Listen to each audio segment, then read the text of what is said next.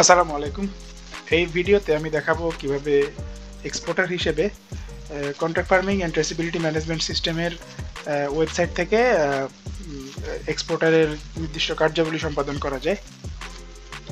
তো আমি প্রথমে আমার ব্রাউজারের অ্যাড্রেস বার থেকে আমি হচ্ছে cftpqw.dae.gov.bd এই ওয়েবসাইটটিতে চলে যাব। এই ওয়েবসাইটটিতে চলে আসলে আমি স্ক্রিনের মতো আমি হচ্ছে একটি ল্যান্ডিং পেজ দেখতে পাবো। এই ল্যান্ডিং পেজ থেকে আমি উপরে ডান পাশে দেখতে পাচ্ছি যে রেজিস্টার নামে একটি বাটন আছে এবং লগ ইন। যেহেতু আমি প্রথমবার একজন ইউজার হিসাবে এই ওয়েবসাইটটিতে এসেছি, আমি রেজিস্টার বাটনে ক্লিক করব। রেজিস্টার বাটনে ক্লিক করলে আমি দেখতে পাবো যে আমি শুরুতেই দুটি অপশন পাচ্ছি যে আমি এক্সপোর্টার নাকি ফার্মার। যেহেতু আমি এক্সপোর্টার হিসেবে লগ ইন করবো, আমি এক্সপোর্টার হিসেবে হচ্ছে নিজেকে রেজিস্টার করতে চাচ্ছি, আমি এক্সপোর্টার সিলেক্ট করলাম। এখানে বলা আছে যে registration can be done by using user name or mobile number, দুটোর একটা দিয়েই করা যাবে। এখানে আমি ইউজার নেম দিয়ে দিলাম, আমি আমার একটি পাসওয়ার্ড দিয়ে দিব। আমি পাসওয়ার্ডটি আবার দিয়ে দিচ্ছি। আমি মোবাইল নাম্বার দিয়ে দিব। এই মোবাইল নাম্বারটি এমন একটি মোবাইল নাম্বার দিতে হবে যেখানে আমার ওটিপি আসবে এবং আমি সাথে সাথে ওটিপিটি এখানে দিতে পারবো। তো মোবাইল নাম্বারটি দেওয়ার পরে আমি ইমেল দিয়ে দিচ্ছি, এক্সপোর্টারের নাম দিয়ে দিচ্ছি, এক্সপোর্টারের নাম বাংলায়, কোম্পানির নাম,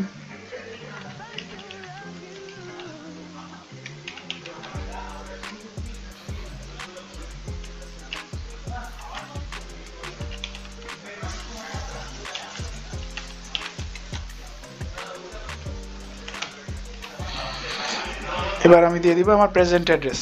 প্রেজেন্ট অ্যাড্রেসের ক্ষেত্রে প্রথমে আমি ডিভিশন সিলেক্ট করব, ডিস্ট্রিক্ট,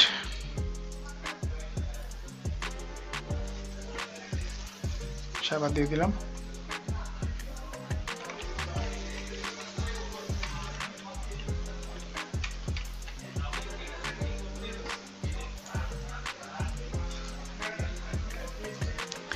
এখানে আমার একটি ক্যাপচা চলে এসেছে, ক্যাপচাটি আমি দেখে ক্যাপচা দিয়ে দিতে হবে।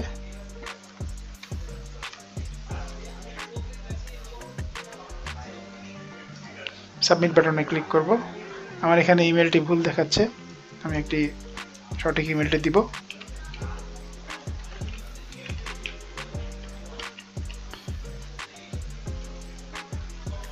যদি ইমেলটি ম্যান্ডেটরি নয়, আমি চাইলে ইমেল না দিয়েও সাবমিট করতে পারবো। আমার এখানে একটি কনফার্মেশন মেসেজ চলে আসবে। আমি যে ফোন নাম্বারটি দিয়েছি সেই ফোন নাম্বারে আমি কনফার্মেশন মেসেজটি দেখে এই যেই কোডটি এসেছে কোডটি আমি এখানে দিয়ে দিব।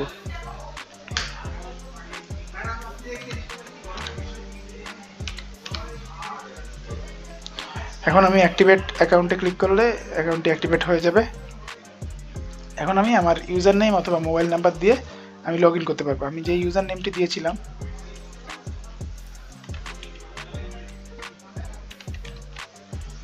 আর যে পাসওয়ার্ডটি দিয়েছিলাম, আমি ওই ইউজার নেম এবং পাসওয়ার্ড দিয়ে লগ ইন বাটনে ক্লিক করলে আমার লগ ইন হয়ে যাবে। আমি দেখতে পাচ্ছি যে এখানে আমার ড্যাশবোর্ডটি দেখা যাচ্ছে এবং আমার নাম দেখা যাচ্ছে এক্সপোর্টার হিসেবে। এই ড্যাশবোর্ড থেকে আমি আমার টোটাল কাজের একটি ওভারভিউ দেখতে পাবো। এখানে আমার কয়টি ট্রেসিবিলিটি সার্টিফিকেট অ্যাপ্রুভড হয়েছে, কয়টি কন্ট্রাক্ট পেন্ডিং আছে, কয়টি অ্যাপ্রুভড কন্ট্রাক্ট আছে এবং আমার HRC সার্টিফিকেট আছে কি না এটা আমি এখান থেকে দেখতে পারবো। এবং টোটাল ফার্মারের যে লিস্ট এই সিস্টেমে, ওই ফার্মারের লিস্ট এবং সংখ্যাটি আমি এখান থেকে দেখতে পাবো। তো প্রথমবার যেহেতু আমি লগ ইন করেছি, আমার প্রথম কাজটি হবে হচ্ছে প্রোফাইলটি কমপ্লিট করা। প্রোফাইল কমপ্লিটের ক্ষেত্রে আমি প্রোফাইলে উপরে ডান পাশের অপশনটি থেকে আমি প্রোফাইলে চলে যাব। এখানে এসে আমি দেখতে পাচ্ছি কিছু ম্যান্ডেটরি ফিল্ড আছে যেগুলো আমাকে ফিল আপ করতে হবে। আমি ফাদার্স নেম দিয়ে দিলাম,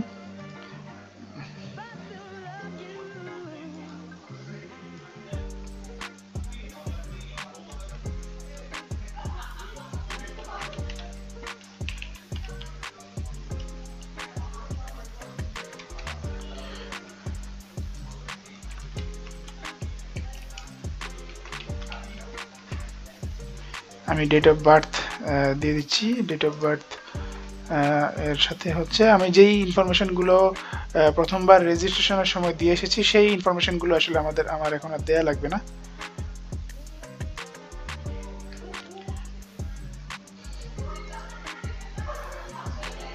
কোম্পানি রেজিস্ট্রেশন নাম্বার দিতে হবে আমার। এখানে যে ম্যান্ডেটরি ফিল্ডগুলো আছে আমি সেগুলো ফিল আপ করে চলে যাচ্ছি।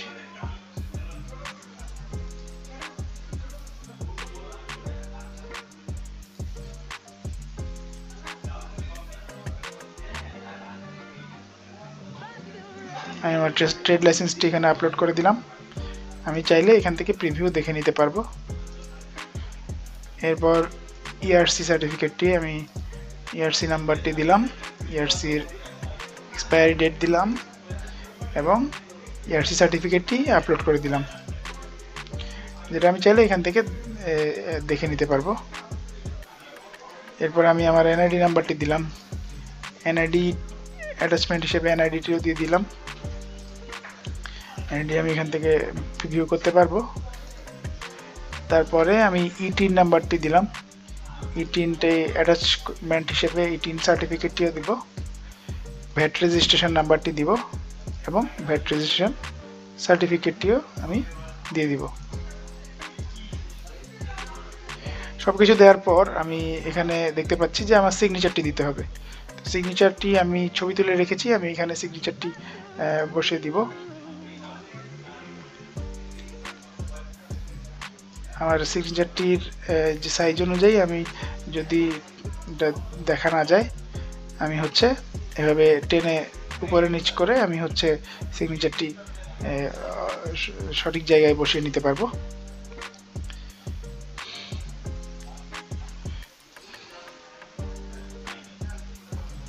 আমি আমার প্রেজেন্ট অ্যাড্রেস দেওয়া আছে, আমি ওটা চেঞ্জ করলাম না, আমি প্রেজেন্ট অ্যাড্রেসটা সেম, পারমানেন্ট অ্যাড্রেসটা সেম দিয়ে দিলাম।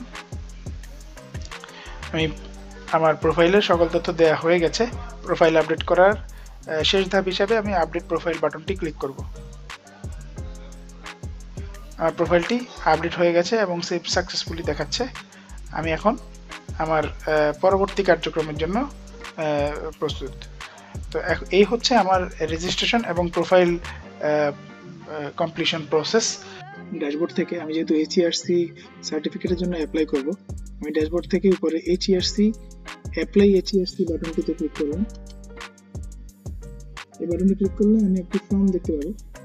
এখানে বাম পাশে দেখতে পাচ্ছি যে আমি প্রোফাইলে আমার যে ইনফরমেশনগুলো ছিল সেগুলো এক পাশে দেখাচ্ছে। আমার কোম্পানির নাম, কোম্পানির রেজিস্ট্রেশন নাম্বার সহ পার্সোনাল ইনফরমেশন এবং অ্যাড্রেস ইনফরমেশন, সাথে হচ্ছে আমার অ্যাটাচমেন্টগুলো যেগুলো আমি প্রোভাইড করেছি অলরেডি। এই তথ্যগুলোর সাথে সাথে আমার ডান পাশে আমার আরও কিছু তথ্য চাচ্ছে এই অ্যাপ্লিকেশনের জন্য। এখানে হচ্ছে উপরে একটি অপশন দেখা যাচ্ছে যে what type of exporter are you. আমি যেহেতু একজন এক্সিস্টিং এক্সপোর্টার, আমার অলরেডি এইচইআরসি সার্টিফিকেট ম্যানুয়াল পদ্ধতিতে নেওয়া হয়েছে এবং আমি এইচইআরসি সার্টিফিকেট আমার আছে, তো আমি এটাকে সিস্টেমে ডিজিটালাইজেশন করার জন্যই মেইনলি অ্যাপ্লাইটা করব। আর যদি আমার কোনো সার্টিফিকেট না থেকে থাকে তাহলে আমি I want to register for new HERC certificate, এটা আমি দিয়ে হচ্ছে নতুন করে সার্টিফিকেটের জন্য অ্যাপ্লাই করব। তো আমি যেহেতু আমার আগে থেকে এই সার্টিফিকেট আছে, আমি এই সার্টিফিকেটের I already have a HRC certificate, এই অপশনটিতে ক্লিক করে আমি আমার HRC রেজিস্ট্রেশন নাম্বারটা দিয়ে দেব। আমার HRC রেজিস্ট্রেশন নাম্বার আমি একটা ডামি নাম্বার দিলাম। এখান থেকে আমার এক্সপোর্টারের আমার এক্সপোর্ট করার এক্সপিরিয়েন্স বয়সটি দিতে হবে, কত বছর ধরে আমি এক্সপোর্ট করি।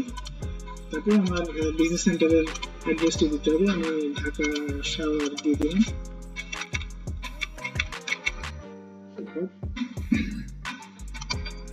হচ্ছে আমার এইচআরসি যে সার্টিফিকেটটি আছে আমি সার্টিফিকেটটি দিয়ে দিলাম, যেটা আমার হচ্ছে ইয়েতে আছে, আমার ম্যানুয়াল পদ্ধতিতে নেওয়া হয়েছে, সেই সার্টিফিকেটটি দিয়ে দিলাম। এবং আবার যদি আমার কোনো অ্যাটাচমেন্ট থাকে আমি ওই অ্যাটাচমেন্টের সাথে দিয়ে দেবো এবং আমি এটা চাইলে প্রিভিউ করে দেখতে পারবো যেটা আমি ঠিক ডকুমেন্টটি আমি দিয়েছি কিনা। তো সব কিছু দেওয়ার পর আমি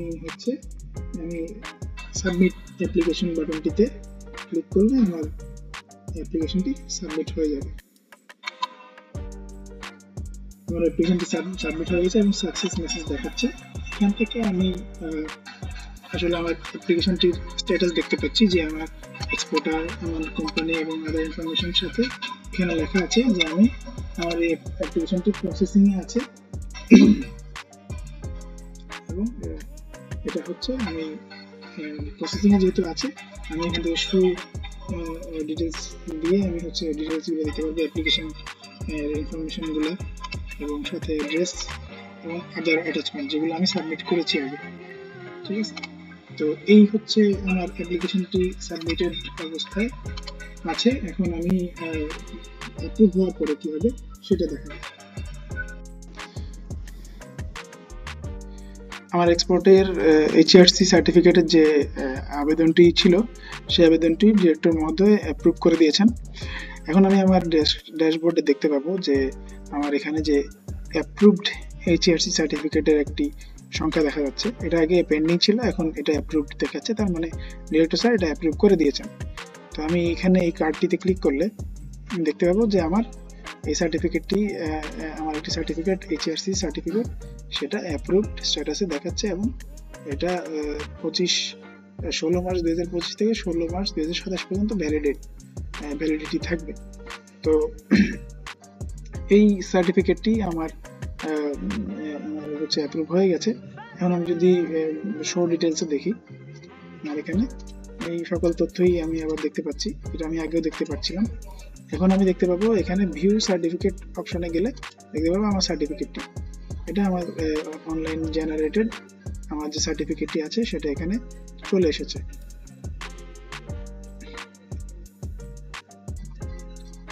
এখানে ডেট চলে এসেছে এবং নাম এবং আমার ফার্মের নাম সহ সবকিছু চলে এসেছে এবং আমার রেজিস্ট্রেশন নাম্বারও জেনারেট হয়ে গেছে। এইভাবে হচ্ছে আমি exporter registration certificate, horticulture exporter registration সার্টিফিকেটের অ্যাপ্লাই করবো এবং একটি সার্টিফিকেট পাবো। এখান থেকে আমি চাইলে ডাউনলোড করে রাখতে পারি। আমি ডাউনলোড করলে আমি এখানে এটা আমার সেভ করে রাখতে পারবো এবং চাইলে প্রিন্ট করে নিতে পারবো, প্রিন্টের অপশনও আছে। এই হচ্ছে আমার হর্টিকালচার এক্সপোর্টার রেজিস্ট্রেশন সার্টিফিকেটের আবেদনের প্রক্রিয়া, আবেদন এবং অ্যাপ্রুভাল পেয়ে সার্টিফিকেটটি গ্রহণের প্রক্রিয়া। এখন আমি দেখাবো কিভাবে এক্সপোর্টার তার একটি কন্ট্রাক্টের জন্য আবেদন করবে। যে কন্ট্রাক্ট সে অলরেডি ইতিমধ্যেই ফার্মারের সাথে চুক্তিবদ্ধ হয়েছে, সেই চুক্তির কিভাবে সিস্টেমে তিনি আপলোড করবে সেই প্রসেসটি দেখাবো। এই প্রসেসটির জন্য প্রথমে তাকে ফার্মারের লিস্টে চলে যেতে হবে। ফার্মারের লিস্টে গিয়ে ফার্মারের নাম লিখে সার্চ করতে হবে।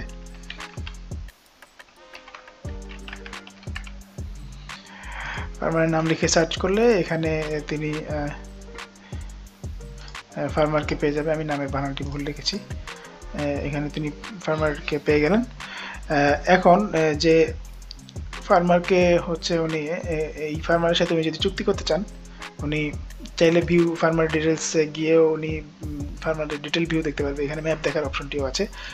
তিনি চাইলে সকল তথ্য দেখে ফার্মারের সাথে ডিল করতে পারবেন এবং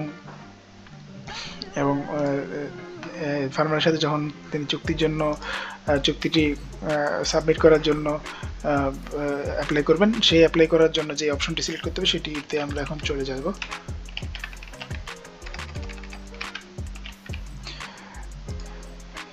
এখানে যে অ্যাপ্লাই কন্ট্রাক্ট যে বাটনটি আছে, এই বাটনটিতে ক্লিক করলে আসলে হচ্ছে এই কন্ট্রাক্টের জন্য আবেদনটি সম্পন্ন হবে। এই বাটনটিতে ক্লিক করে আমি যখন দেখতে পাবো যে একটি জমি অ্যাভেলেবেল আছে এই কৃষকের, যে জমিতে কিছু পণ্য চাষ হচ্ছে, যেগুলো হচ্ছে হাড়িভাঙ্গা, গোপালভোগ এবং আশিলি। এই পণ্যগুলো হচ্ছে সে অ্যাপ্লাই করা যাবে, এই পণ্যগুলোর জন্য কন্ট্যাক্ট করা যাবে। তো এখানে আমরা 3টি পণ্যই সিলেক্ট করে নিলাম। কন্ট্রাক্টের শুরুর ডেট এবং শেষের ডেট দিয়ে দিলাম, কন্ট্রাক্টের উইটনেসের নাম দিয়ে দিলাম, কন্ট্যাক্ট পার্সনের নাম দিয়ে দিলাম এবং ফোন নাম্বার দিয়ে দিলাম। এরপর আমি হচ্ছে কন্ট্রাক্টটিও এখানে আপলোড করে দেবো। যেহেতু আমাদের কন্ট্রাক্টটি হাতে হাতে হয়েছে এবং ওটার একটি ফিজিক্যাল একটা আছে, তো ওই কন্ট্রাক্টটি আমরা স্ক্যান করে এখানে আপলোড করব এবং যদি আদার কোনো অ্যাটাচমেন্ট আমাদের থেকে থাকে তাহলে আমরা এখানে আপলোড করতে পারি। এবং এখানে প্রিভিউর মাধ্যমে আমরা কন্ট্রাক্টটি দেখেও নিতে পারবো। এখন এখানে কন্ট্রাক্ট নোট যেই অপশনটি আছে, এখানে হচ্ছে কন্ট্রাক্টের কোনো নোট থাকলে, যেগুলো হচ্ছে কন্ট্রাক্টের কিছু কন্ডিশনস থাকতে পারে, যেগুলো এখানে আলাদাভাবে এক্সপ্লিসিটলি মেনশন করতে হবে, সেই ইনফরমেশনগুলো এখানে দিতে হবে। দিয়ে এক্সপোর্টার হচ্ছে অ্যাপ্লাই কন্ট্রাক্ট বাটনে ক্লিক করলেই আবেদনটি সাবমিট হয়ে যাবে এবং এটা কন্ট্রাক্ট লিস্টে দেখা যাবে। এখানে দেখা যাচ্ছে যে এই কন্ট্রাক্টের যে আবেদনটি এটি সাবমিট হয়ে গেছে। এখন কন্ট্রাক্ট যখন অ্যাপ্রুভ হয়ে যাবে, আমাদের কন্ট্রাক্টটি অ্যাপ্রুভ হয়ে গেলে আমরা দেখতে পাবো যে এরকম একটি ভিউ দেখা যাবে যে অ্যাপ্রুভড অপশনটি আসছে। এখান থেকে আমরা ভিউ কন্ট্রাক্ট বাটনে ক্লিক করতে পারবো এবং দেখতে পারবো যে অ্যাপ্রুভড দেখাচ্ছে কন্ট্রাক্টটি। এবং এখানে আমরা ট্রেসিবিলিটির জন্য আবেদনও করতে পারবো চাইলে, যে ক্রপস আছে, ক্রপসের আমরা সিলেক্ট করে ক্রপসের কোয়ান্টিটি সিলেক্ট করতে পারবো, কেজিতে সিলেক্ট করে আমরা ট্রেসিবিলিটির জন্য সাবমিট করে দিব। ট্রেসিবিলিটির জন্য সাবমিট করে দিলে যেটা হবে, আমার যে ট্রেসিবিলিটির সার্টিফিকেটের জন্য আমি অ্যাপ্লিকেশনটি সাবমিট করে দিয়েছি, সেই অ্যাপ্লিকেশনটি এখানে প্রসেসিংয়ে দেখাবে যে অ্যাপ্লিকেশনটি আমার সাবমিট হয়েছে, এবং এটাই ডেস্কে থাকবে। এবং উনি যখন অ্যাপ্রুভ করে দিবে তখন আমরা আসলে এরকম একটি সার্টিফিকেট দেখতে পারবো, সার্টিফিকেটের নাম্বার দেখতে পারবো, যেখানে দেখা যাচ্ছে যে সার্টিফিকেট নাম্বার সহ চলে এসেছে। এটা কিন্তু সার্টিফিকেট নাম্বার নেই, এটা সার্টিফিকেট নাম্বার আসছে, যেহেতু এটা অ্যাপ্রুভড সার্টিফিকেট। এখন এখান থেকে আমরা সার্টিফিকেটটি চাইলে ডাউনলোড করতে পারবো এবং প্রিন্টও করতে পারবো। সার্টিফিকেটটি এরকম দেখা যাবে। এই হচ্ছে একজন এক্সপোর্টারের এই সিস্টেমের কাজ, যেখান থেকে উনি চাইলে সার্টিফিকেট, ট্রেসিবিলিটি সার্টিফিকেট নিতে পারবেন। তিনি একটি কন্ট্রাক্ট আপলোড করতে পারবেন এবং উনি ফার্মার খুঁজে বের করে ফার্মারের সাথে ফার্মারের সকল তথ্য দেখে তার সাথে কন্ট্রাক্ট এর আবেদন করতে পারবেন। এবং HRC যে অ্যাপ্লাই করা হয় সেই অ্যাপ্লাই তিনি এখান থেকে করতে পারবেন। ধন্যবাদ।